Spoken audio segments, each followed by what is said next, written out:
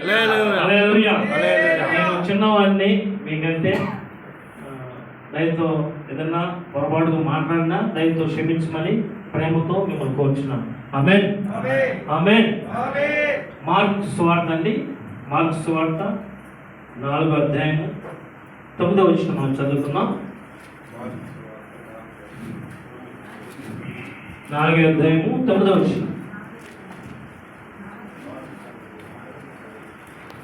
వినుటకు చెవులు గలవాడు వినుగాక అని చెప్పాను. వినుటకు చెవులు గలవాడు వినుగాక అని చెప్పాను. వినేవాళ్ళు శ్రద్ధగా వినాలి. నేను చిన్నవాడైనా మీకంటే చిన్నవాడు కనుక మీరు శ్రద్ధగా వినాలని ప్రేమతో మిమ్మల్ని ఆహ్వానిస్తున్నాను. రోమిలికి రాసిన పత్రిక అండి, రోమిలికి రాసిన పత్రిక 1:15 మనం చదువుతున్నాం. రోమిలికి రాసిన పత్రిక 1వ అధ్యాయము 15వ వచనం.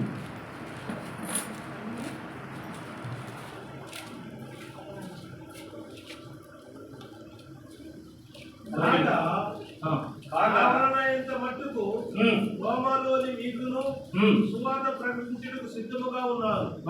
దాన్ని కొంచెం కోట్ చేస్తున్నాము. నేను అక్కడ వచ్చి రోమో గారు చిత్తూరు అని పెడతాం. చిత్తూరు అని పెడతాం. మీకేమైనా అభ్యంతరం ఉందా?